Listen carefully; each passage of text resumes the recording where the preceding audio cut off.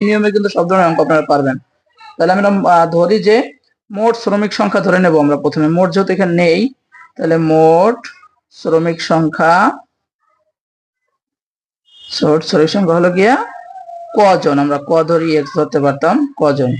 তাহলে এখন দেখেন বলছে কি তাদের মধ্যে 9 জন অনুপস্থিত থাকায় কাজটি 36 দিনে শেষ হয়ে গেল। 9 জন অনুপস্থিত ছিল, তাহলে উপস্থিত কয়জন ছিল সেটা আমরা প্রথমে এখান থেকে লিখতে পারি।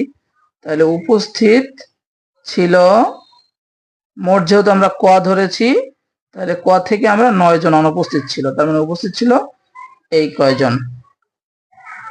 এখন দেখেন, এখন আমরা একটা সমীকরণ সাজাবো। এই সমীকরণটাই আসলে মেইন বোঝার বিষয়। দেখেন কিভাবে সাজাতে হয় সমীকরণটা প্রশ্ন মতে।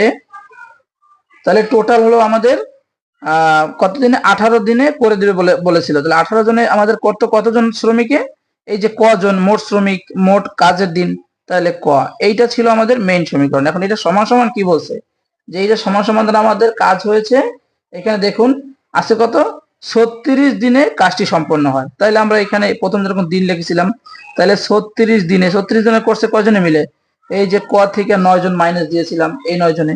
দেখেন এই সমীকরণটা এখানে মেইন বোঝার বিষয়, এটা যদি বুঝতে পারেন তাহলে অঙ্কটা বুঝতে পারবেন।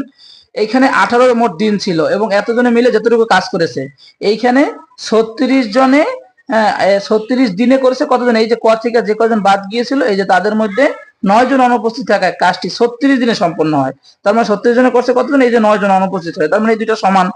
এখন এখান থেকে আমরা ক এর মানটা বের করে নিব।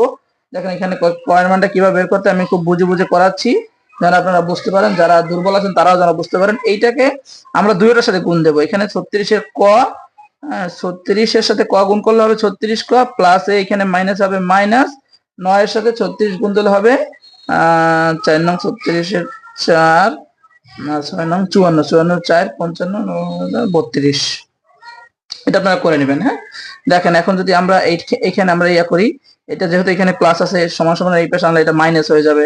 তাহলে এখানে 18 ক, এখানে যদি আমরা লিখি তাহলে মাইনাস 36 এর ক ইকুয়াল টু মাইনাস 324। এখন যদি এটা করি তাহলে 18 দ্বিগুণে 36, তাহলে 18 ক, এটা প্লাস হয়ে গেল। আমরা এখানে মাইনাস থাকে, আমাদের যারা বোঝেন না তাদের জন্য আরো বুঝিয়ে করাচ্ছি। এখানে মাইনাস, দুই পাশ থেকে মাইনাস বাদ দেওয়া যায়, অতএব ক সমান সমান আমাদের বের হলো গিয়া, এটাকে এটা তারা যখন ভাগ দিবেন তখন বের হবে 18। তাহলে 18 কিভাবে বের করলাম, এটা গুণ আছে, এটা এই পাশে গিয়ে কি হয়ে যাবে, ভাগ হয়ে যাবে। যখন এটা ভাগ করবেন তখন 18 হবে। এটা আমি শর্টকাট করে করছি, যেহেতু জায়গা আমার শর্ট, এই জন্য। আচ্ছা, এখন তাহলে অতএব বুঝতে পারছি আমরা